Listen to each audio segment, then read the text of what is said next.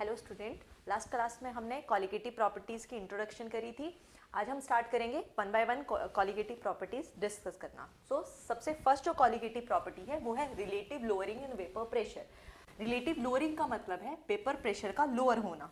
ठीक, तो मान लो पहले हमने क्या लिया, एक सॉल्वेंट ले लिया, वाटर ले लिया। अब जब ये हमारे पास प्योर वाटर है, इसमें जो वेपर प्रेशर आएगा उसे हम लिख रहे हैं पी नॉट। अच्छा, वाटर सॉल्वेंट है और इस चैप्टर में हम सॉल्वेंट को ए से रिप्रेजेंट करते हैं, तो हम यहाँ पे लिख सकते हैं ये है हमारे पास पी नॉट ए। तो ये है vapour pressure of pure component. ठीक, ओके। अगर इसी सैंपल में हमने क्या किया, अब सॉल्वेंट के साथ साथ कोई सॉल्यूट भी ऐड कर दिया, तो जैसे ही सॉल्यूट ऐड करेंगे जो वेपर प्रेशर है वो क्या हो जाएगा, कम हो जाएगा। तो यहाँ पे हमने वाटर के साथ एक्स्ट्रा क्या ऐड कर दिया, कोई सॉल्यूट ले लिया, सॉल्यूट। मैं सॉल्यूट को बी लिख रही हूँ। तो यहाँ पे अब इस सॉल्यूशन के अंदर इसका जो टोटल वेपर प्रेशर आएगा या जो वेपर प्रेशर है वो किसके इक्वल हो जाएगा। अब ये बन जाएगा पी एस भी लिख देते हैं हम इसे, या सिंपल पी ए भी लिख सकते हैं। क्यों?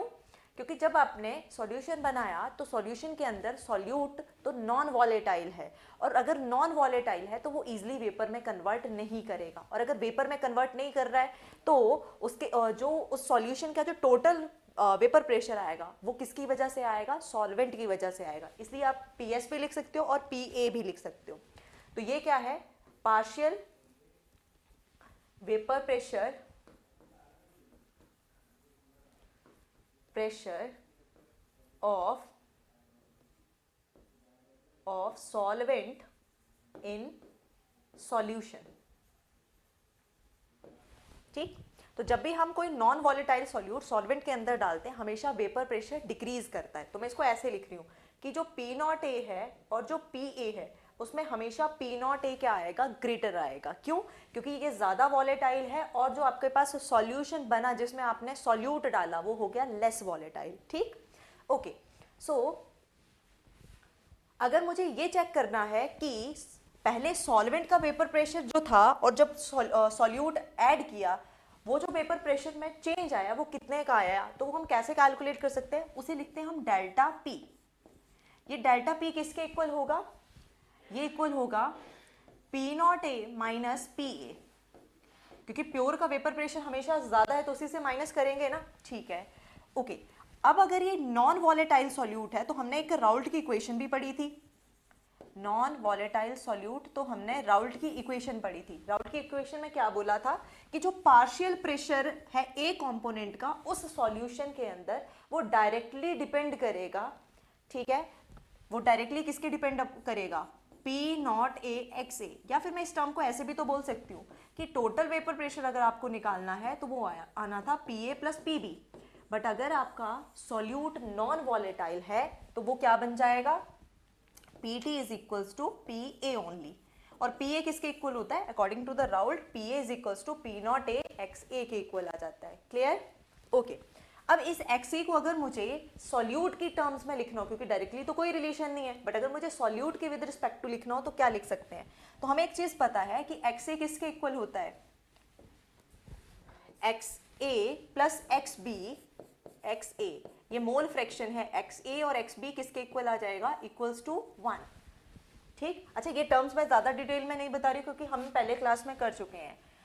और यहां से अगर मुझे एक्स बी निकालना हो तो वो किसके इक्वल आ जाएगा, 1 माइनस एक्स ए के। और एक्स ए निकालना हो तो वो किसके इक्वल आ जाएगा, 1 माइनस काई बी। एक्स मैं ऐसे ही बोल रही हूँ, काई है। ठीक, तो पी ए किसके इक्वल आ जाएगा, put this value in this equation, और ये किसके इक्वल आ जाएगा, ये बन जाएगा P not A minus 1 minus x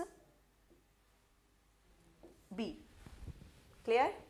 तो हम क्या लिख सकते हैं, P A is equals to, अच्छा पी ए की जगह मैं पी टी भी तो लिख सकती हूँ, पी ए और पी टी। पी ए और पी टी हमारे पास क्या आ गया, पी नॉट ए और ये बन गया 1 माइनस एक्स बी के इक्वल आ गया। ठीक, ओके। अब यहीं से हम पुट फॉरवर्ड करें तो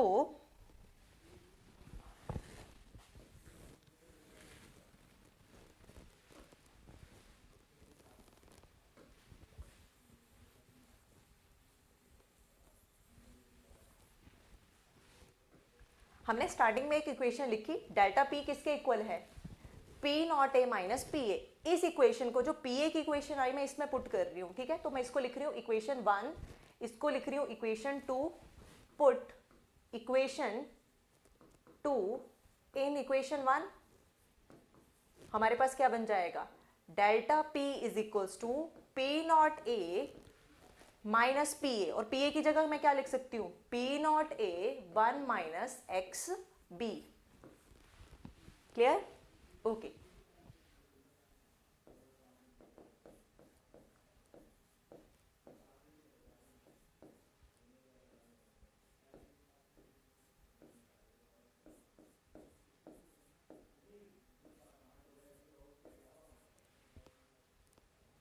clear?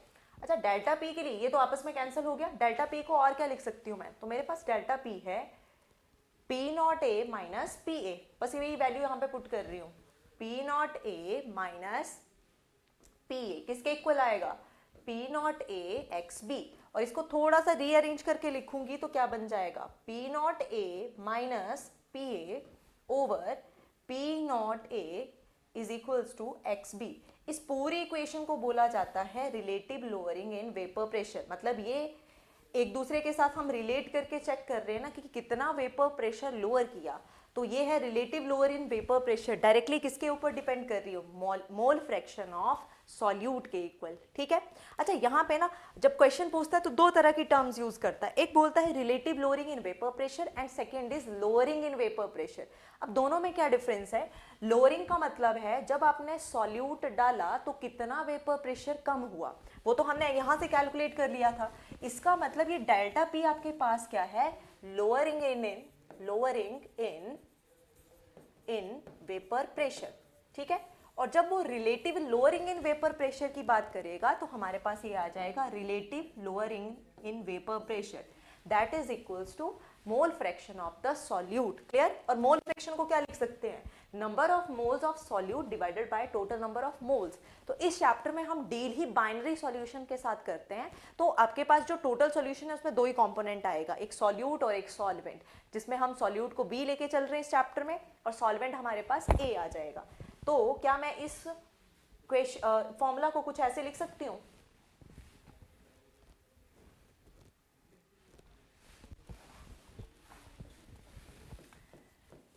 P not A minus P A over P not A is equals to X B था, तो number of moles of B divided by number of moles of A plus number of moles of B। ये पूरा formula बन गया, ठीक है। जहां पे P not A is the vapour pressure of pure component, या फिर ऐसे बोल सकते हैं vapour pressure of pure solvent. PA क्या बन जाएगा, vapour pressure of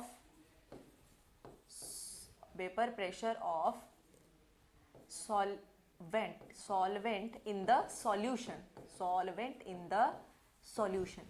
NB is the mole fraction of solute, mole fraction of, okay sorry, mole fraction नहीं, मोल्स आएगा, क्योंकि मोल फ्रैक्शन तो हमने लिख लिया ना, उसी का तो फॉर्मूला आया नंबर ऑफ मोल्स। तो ये मेरे पास आ जाएंगे moles of solute divided bye Na और Nb क्या आ जाएंगे, टोटल मोल्स, जिसमें टोटल मोल किसके इक्वल है, moles of solvent plus mole of solute. Clear? Okay, ये हमारे पास फॉर्मूला आ गया relative lowering in vapour pressure का। क्लियर? यहां तक कोई कंफ्यूजन? ठीक है, हो गया ना क्लियर? चलो अब नेक्स्ट करते हैं इसके बेसिस पे क्वेश्चन कि relative lowering in vapour pressure का क्वेश्चन कैसे आता है। सो क्वेश्चन है 8 ग्राम इलेक्ट्रोलाइट है, ठीक है। 8 gram of electrolyte of solute is dissolved in 114 gram of n-heptane. सबसे पहले ये ढूंढो सॉल्यूट कौन सा है और सॉल्वेंट कौन सा है। तो इस बार इस क्वेश्चन में तो उसने खुद ही दे रखा है, एक अननोन सॉल्यूट है और उसको डिसॉल्व कर रहे हैं हम किस में, हेप्टेन में, मतलब ये मेरे पास मेरा क्या आ गया, सॉल्वेंट। क्लियर। अब मुझे और क्या दे रखा है, उसने बोला वेपर प्रेशर रिड्यूस किया है 80%। रिड्यूस करने का मतलब है कम हुआ, तो बचा कितना होगा, 20%। ठीक, ओके। और सॉल्यूट का हमें क्या फाइंड आउट करना है, मोलर मास फाइंड आउट करना है। ऑक्टेन का तुम्हें, अच्छा यहाँ पे हेप्टेन था ना, चलो यहाँ पे हेप्टेन लिख लो, ये ऑक्टेन नहीं है हमारे पास, ये है हेप्टेन।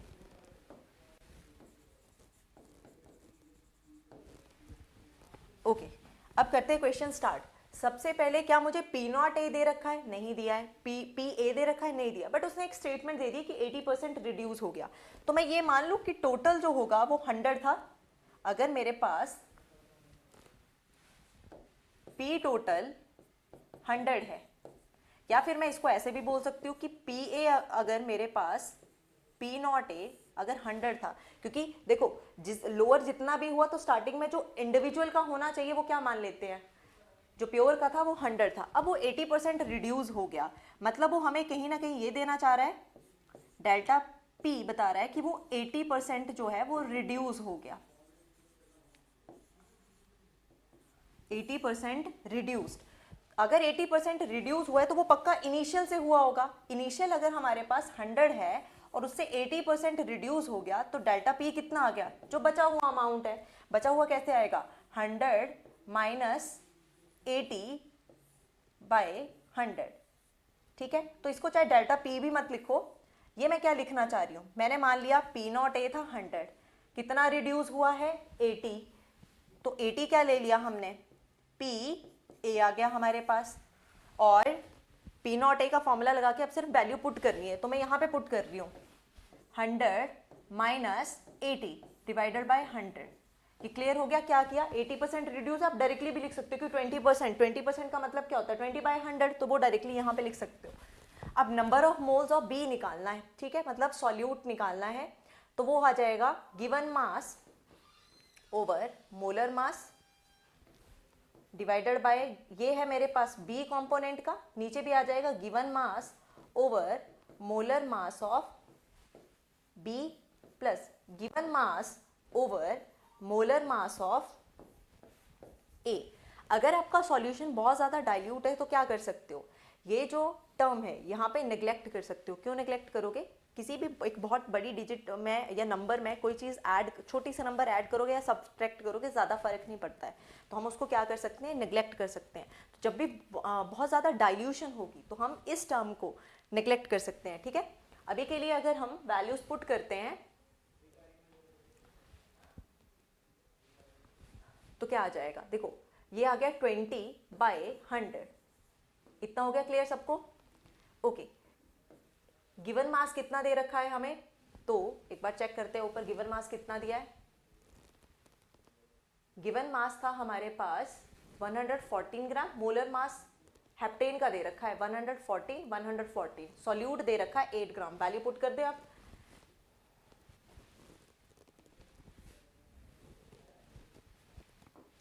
यहाँ पे आ गया 8 ग्राम।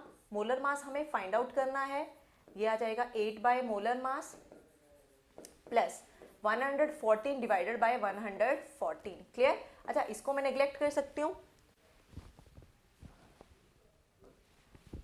तो अगर हम कैलकुलेट करें तो ये आ गया 1/5 is equals to 8 by molar mass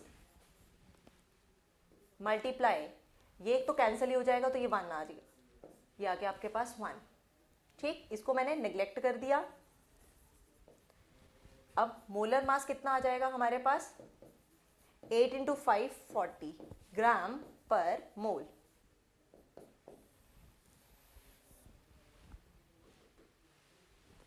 clear, तो हमें मोलर मास ही निकालने को बोला था तो 40 आ गया। अब ऑप्शन देखते क्या क्या गिवन है हमें, 20 है, 40 है, 60 है और 80 है। क्या आंसर आ जाएगा हमारे पास, बी आंसर। ठीक, 40 ग्राम पर मोल। ओके, तो रिलेटिव लोअरिंग क्या, या तो वो डायरेक्टली प्रेशर दे रखेगा या फिर इस तरह से क्वेश्चन में वो डाटा इस तरह से गिवन देगा कि इतने % लोअरिंग हो गई उसी के अकॉर्डिंग वैल्यूज पुट करेंगे और हम कैलकुलेट कर लेंगे। Clear? Okay.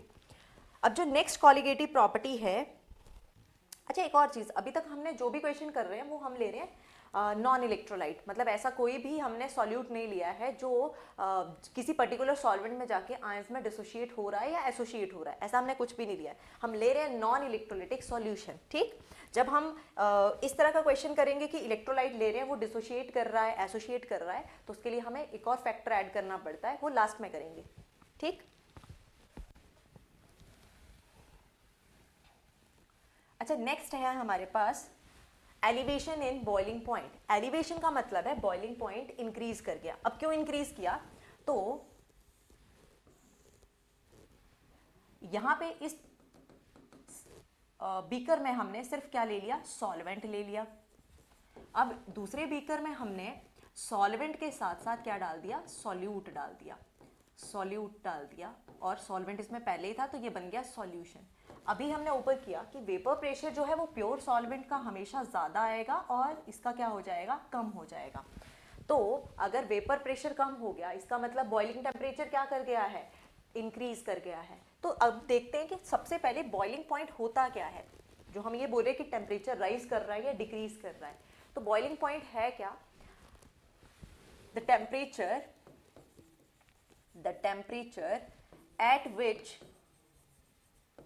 at which vapor pressure of the solution is equals to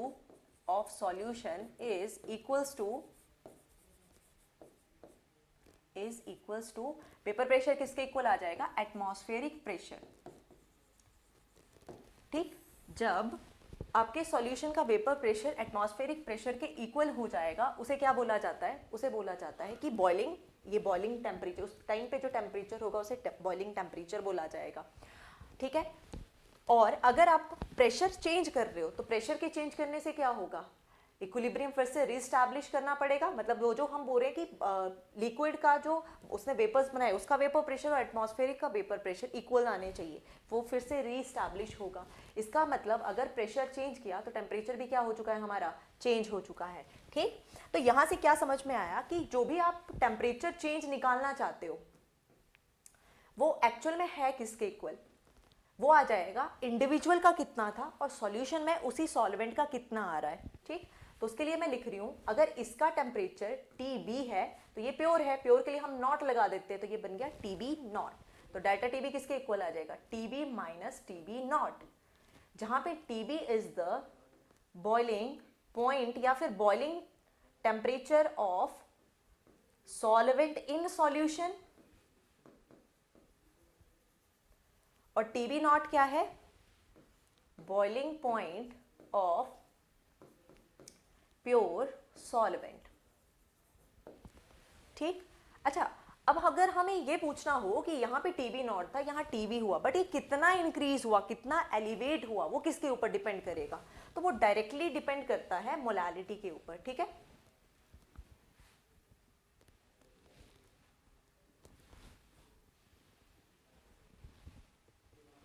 okay, वो डायरेक्टली डिपेंड किसके ऊपर करेगा? मोलालिटी। तो क्या हम ये बोल सकते हैं कि जो डेल्टा TB है कितना चेंज हुआ वो डायरेक्टली डिपेंड करेगा मोलालिटी के ऊपर? मतलब कितना number of moles of solute change करे पर 1000 ग्राम या पर kg ऑफ द सॉल्वेंट के लिए। ठीक है, तो इसको मैं ऐसे लिख सकती हूँ, प्रोपोर्शनैलिटी का साइन हटाओगे तो एक कांस्टेंट आता है जिसे बोलते हैं KB इंटू M। KB आपके पास मोलल एलिवेशन कांस्टेंट भी बोलते हैं इसे, या फिर एब्यूलोस्कोपिक कांस्टेंट भी बोलते हैं। ठीक है, ओके, अब मोलालिटी के लिए अगर मैं इसको थोड़ा सा इलेबोरेट करके लिखूं तो मेरे पास फॉर्मूला क्या बन जाएगा? देखो, delta TB is equals to KB into M। क्या है? मोलालिटी किसके इक्वल होती है? Given mass of solute divided by molar mass of solute into 1 by weight of solvent in kg।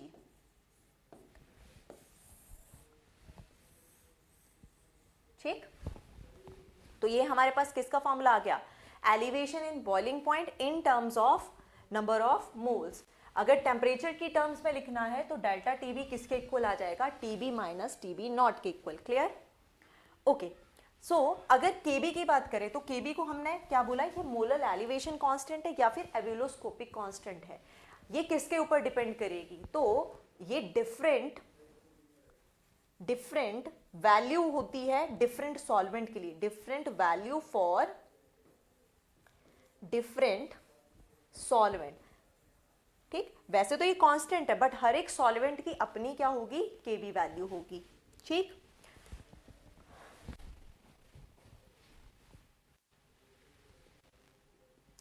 Okay, अब हम नेक्स्ट ग्राफ प्लॉट करेंगे vapour pressure और temperature के बीच में। तो इसमें हमने अभी दो ही चीजें पढ़ी ना, सॉल्वेंट और सॉल्यूशन के लिए। तो मैंने अभी क्या किया, दो लाइंस ड्रॉ कर दी है रैंडम। अब आप लोगों को चेक करना है कि ये जो दो ग्राफ है, मैं ए इसको लिख देती हूँ, ये बी लिख देती हूँ। Out of A and B which one is for pure solvent and which one for solution. ठीक, सो अगर हम चेक करें, एक बार खुद से चेक करो और फिर मैच करेंगे कि सेम आ रहा है या नहीं आ रहा है। अब मैंने क्या किया, ये वेपर प्रेशर है ना, मैंने अगर वेपर प्रेशर क्या कर दिया, या तो आप वेपर प्रेशर को फिक्स कर लो, मैंने वेपर प्रेशर क्या कर लिया, फिक्स कर दिया। तो अगर इस पे देखूंगी तो ये ए के लिए है और ये बी के लिए है। ए के लिए टेम्परेचर आ रहा है ये, और बी के लिए टेम्परेचर आ रहा है ये। ठीक, मतलब मैं इसको लिख दूं T B for A and T B for B. या फिर मैं और क्या कर सकती हूं कि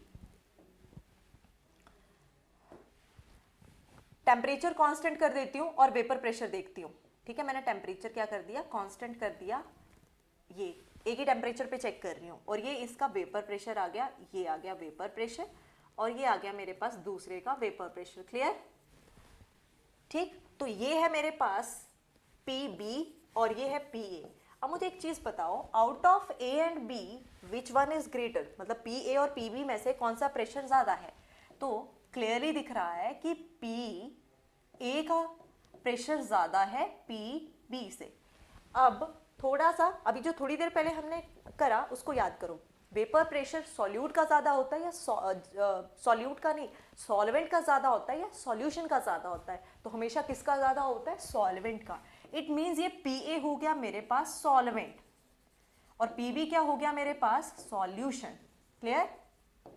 अच्छा, तो मैं ये लिख सकती हूं कि ए क्या है मेरे पास, ये जो ए के लिए ग्राफ है वो है मेरे पास सॉल्वेंट के लिए, और ये जो बी वाला है वो किसके लिए आ गया, सॉल्यूशन के लिए। इसका मतलब ये क्या है, ये है टी बी नॉट, ए को भूल जाओ क्योंकि ए बी तो हमने सिर्फ अभी रिप्रेजेंट करने के लिए लिखे थे ना, और ये हो गया टी बी। अच्छा, दोनों के बीच में जो डिफरेंस आएगा वो क्या होगा, दोनों के बीच में जो डिफरेंस आएगा उसे क्या बोलेंगे हम, तो दोनों के बीच का जो डिफरेंस है उसे बोलेंगे हम डेल्टा टीबी। ठीक है, यही है वो एलिवेशन इन बॉइलिंग पॉइंट, कितना बड़ा। तो प्योर सॉल्वेंट का जो टेम्परेचर है बॉइलिंग वो ये है, और जो तुम्हारे पास सॉल्यूशन है उसका ये है, दोनों के बीच का जो डिफरेंस है वो है डेल्टा टीबी। क्लियर? ओके, अब नेक्स्ट करते हैं क्वेश्चन।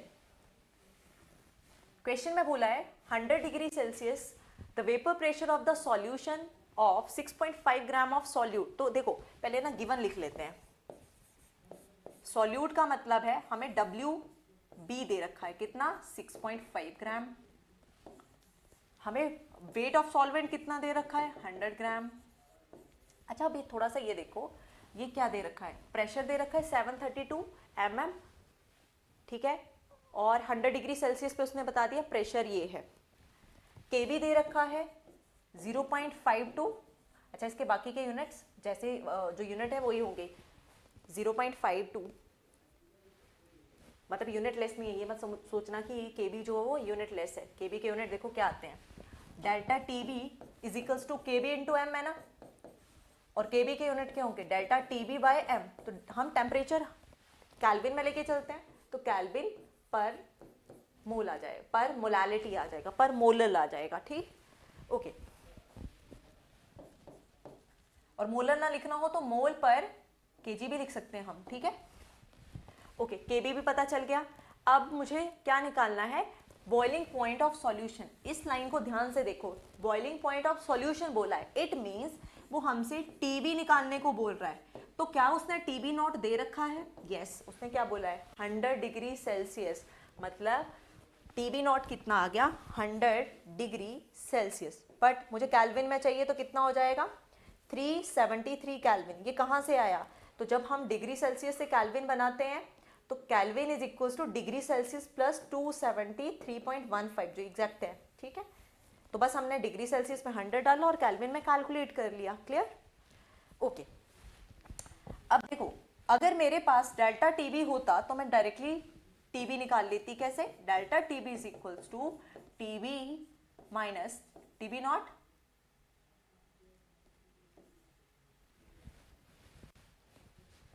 ठीक।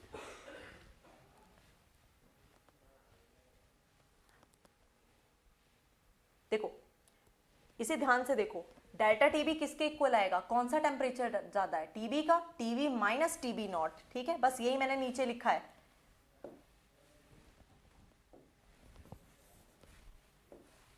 यही मैंने क्या किया, नीचे लिख लिया बस, ठीक है।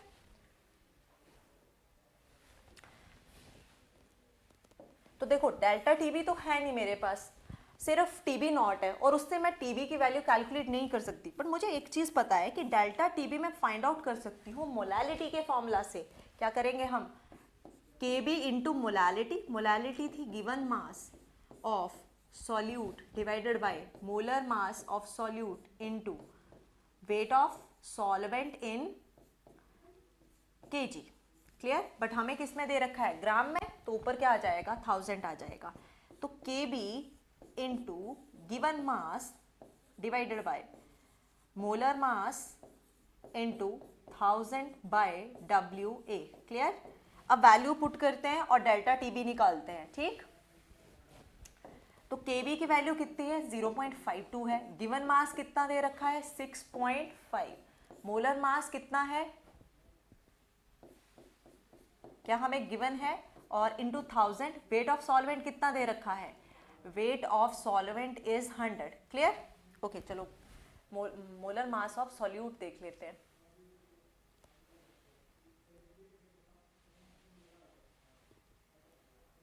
अच्छा, सॉल्यूशन, ओके, इसमें गिवन है, क्योंकि देखो सॉल्यूट अननोन है, तो हमारे पास इसका मोलर मास है, मोलर मास है 60 ग्राम पर मोल, ठीक है। इसमें मिसिंग है,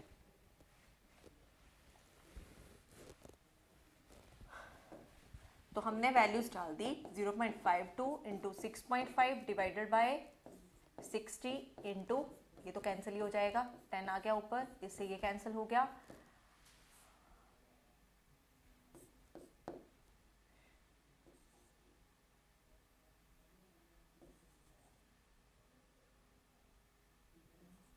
.083, और 0.52 को मल्टीप्लाई कर देंगे तो हमारे पास एग्जैक्टली आंसर आ जाएगा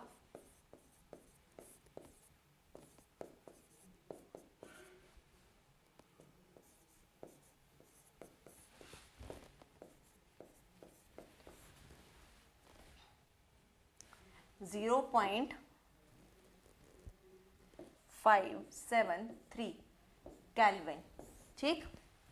ओके, अब मुझे क्या निकालना है, यहीं पे हमारा क्वेश्चन खत्म नहीं होता है, उसने हमें टेम्परेचर सॉल्यूशन का पूछ रखा है, मतलब टीबी पूछ रखा है, ठीक है। अच्छा, इसमें कंफ्यूजन तो नहीं है कि टीबी सॉल्यूशन का भी बोल रहे हैं हम, सॉल्वेंट का भी बोल रहे हैं। तो वो ये है कि जब आपने सॉल्यूशन बनाया तो सॉल्यूट तो वॉलेटाइल है ही नहीं, तो उसको तो बॉईल करने के लिए बहुत ज़्यादा ही टेम्परेचर चाहिए, तो उसको तो हम कंसीडर भी नहीं करेंगे।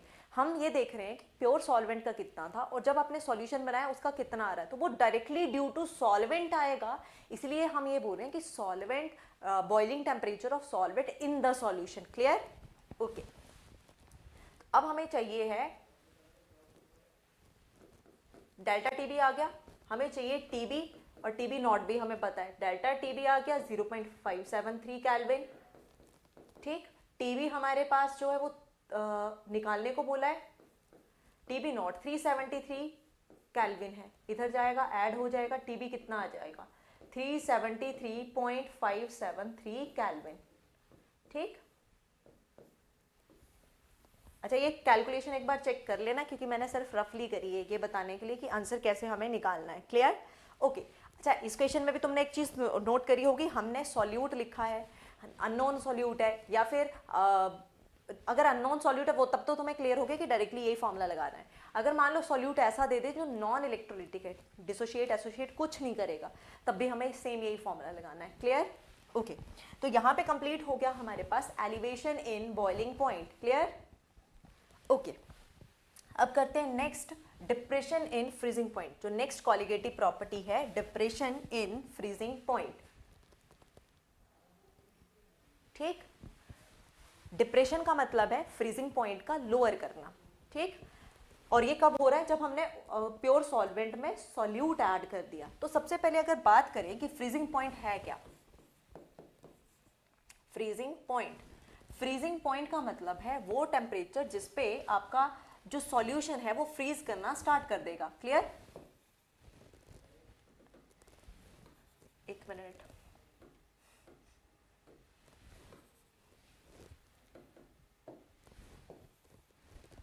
ओके।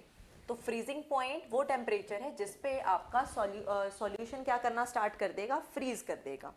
और ये वो स्टेट है, ये वो टेम्परेचर है जहां पे जो सॉलिड है और जो लिक्विड है उसके जो वेपर प्रेशर है वो सेम हो जाए। ठीक है, vapour pressure of solid and liquid are same at freezing point या at freezing temperature. Freezing temperature पे क्या होता है, जो फ्रीजिंग पॉइंट है सॉलिड का और जो लिक्विड, सॉलिड का मतलब क्या है जो फ्रीज कर गया, और लिक्विड मतलब जो आपने सॉल्यूशन लिया था वो क्या कर जाएगा, इक्वल हो जाएगा। उस पॉइंट को क्या बोला जाएगा, उसको बोलते हैं हम फ्रीजिंग पॉइंट। ठीक है,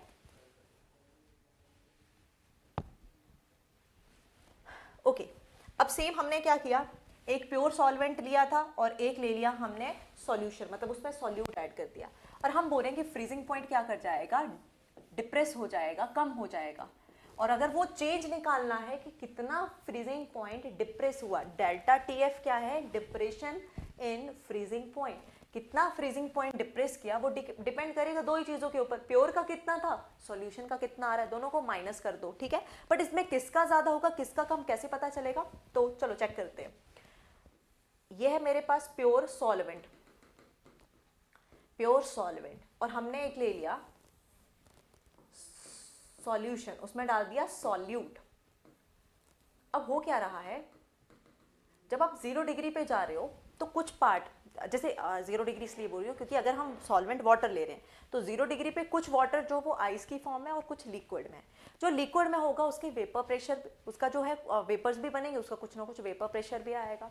जब सॉल्यूशन लेके जाओगे तो सॉल्यूशन के लिए क्या हो जाएगा, सॉल्यूशन के केस में भी सॉल्यूट तो इजीली, हम नॉन वॉलेटाइल की ही बात कर रहे हैं, तो जो आपके पास सॉल्वेंट है वही क्या करेगा, वही क्या करेगा, जितना भी उसका लिक्विड पार्ट होगा वो इवापोरेट भी, वेपराइज भी कर सकता है और उसका वेपर प्रेशर भी आएगा। तो इन दोनों केसेस में जो वेपर प्रेशर है वो अलग अलग आएगा। ठीक है, प्योर सॉल्वेंट का अलग होगा, सॉल्यूशन के लिए अलग हो जाएगा। और जब ये वैल्यू चेंज कर जाएगी तो फ्रीजिंग पॉइंट पे भी क्या हो जाएगा, फ्रीजिंग पॉइंट पे भी डिफरेंस क्रिएट हो जाएगा। ठीक है, जिसका वेपर प्रेशर ज्यादा होगा मतलब उसमें सॉल्वेंट ज्यादा है, सॉल्वेंट लिक्विड स्टेट में ज्यादा होने का मतलब क्या हुआ कि जब आपके पास सॉल्वेंट लिक्विड स्टेट में ज्यादा है तो उसका फ्रीजिंग पॉइंट पक्का क्या है, और कम है, और कम है, तभी तो वो अभी तक फ्रीज नहीं हुआ है। ठीक, तो यहां से हमारे पास जो फॉर्मूला बनता है वो आ जाता है TF नॉट माइनस TF। ये है हमारे पास freezing point of pure solvent, freezing point of pure solvent, और ये है freezing point of solvent in the solution, in the solution. अब देखो प्योर सॉल्वेंट का जो फ्रीजिंग पॉइंट है वो ज्यादा है, मतलब उस टाइम पे उसका जो सॉल्वेंट है वो सॉलिड स्टेट में ज़्यादा, मतलब वो फ्रीज ज़्यादा है और लिक्विड स्टेट में कम है, ठीक है। तो उसके वेपर प्रेशर पे वैसे ही वेरिएशन आएगी। क्लियर? ओके। अच्छा, डेल्टा टी एफ भी डेल्टा टी बी की तरह किसके ऊपर डिपेंड करेगा? कितना चेंज हुआ, कितना फ्रीजिंग पॉइंट डिप्रेस हुआ, डायरेक्टली डिपेंड करता है मोलालिटी के ऊपर। और जब ये आप प्रोपोर्शनैलिटी का साइन हटाओगे तो ये फॉर्मूला बन जाता है delta T F is equals to K F into M, जहां पे के एफ क्या है? Molar depression constant, molar depression constant, या फिर और क्या बोल सकते हैं? और हम बोल सकते हैं जो इसका और नाम है वो है क्रायोस्कोपिक कांस्टेंट, क्रायोस्कोपिक कांस्टेंट। अच्छा, ये भी डिपेंड किसके ऊपर करेगा? सॉल्वेंट के ऊपर। Different value for different solvent, different value for different solvents, different solvents. Clear? Okay. और अगर हम मोलालिटी को एक्सप्लेन करके लिखें, मतलब कि इलेबोरेट करके लिखें, तो फॉर्मूला क्या बन जाएगा? के F into given mass over molar mass of solute multiply by 1000 divided by weight of solvent in gram. Clear? तो ये मेरे पास बन गया फॉर्मूला। ओके। अच्छा, नेक्स्ट आता है वेपर प्रेशर और टेम्परेचर के बीच में ग्राफ। तो अभी हमने बोला ना कि सॉल्वेंट में क्या होगा, आपके पास लिक्विड स्टेट भी होगी और सॉलिड स्टेट भी होगी, और जिस पॉइंट पे ये दोनों चीजें एग्जिस्ट करेंगी वो हमारे पास क्या बन जाएगा? फ्रीजिंग पॉइंट ना, क्योंकि उसके बाद तो फ्रीजिंग पॉइंट जैसे जैसे कम करते जाओगे या जैसे जैसे टेम्परेचर लोअर करता जाएगा वो चीज़ आपकी पूरी तरह किस में कन्वर्ट हो जाएगी? सॉलिड में, फ्रीज कर जाएगी मतलब। और अगर यहाँ पे देखो टेम्परेचर ज़्यादा है तो यहाँ पे मिलेगा लिक्विड, और यहाँ पे क्या मिलेगा? सॉलिड। सॉलिड का मतलब है फ्रीज फॉर्म में, और ये जो टेम्परेचर है इसे क्या बोला जाएगा? Freezing temperature. तो ये प्योर सॉल्वेंट के लिए बना रहे हैं ना, तो ये आ गया टी एफ नॉट। क्लियर? अब जब तुमने अपने सॉल्यूशन के लिए ग्राफ बनाओगे तो सॉल्यूशन के लिए कुछ ऐसा आ गया, क्योंकि सॉल्यूशन के अंदर सॉल्यूट और सॉल्वेंट दोनों ही है, ठीक। तो उसका फ्रीजिंग पॉइंट कहीं पे यहां पहुंच गया, यहां पे फ्रीज करना स्टार्ट करेगा, तो ये क्या बन गया? टी एफ, ठीक। और दोनों के बीच के डिफरेंस को क्या बोलोगे? Delta T F. किसके इक्वल आएगा? T F not minus T F, जहां पे टी एफ नॉट जो है वो प्योर सॉल्वेंट का है और टी एफ सॉल्वेंट का सॉल्यूशन के अंदर है, या फिर हम ये बोल सकते हैं कि सॉल्यूशन का जो फ्रीजिंग पॉइंट है वो टी एफ है। क्लियर? तो ये आ गया हमारे पास फॉर्मूला और ये रहा ग्राफ।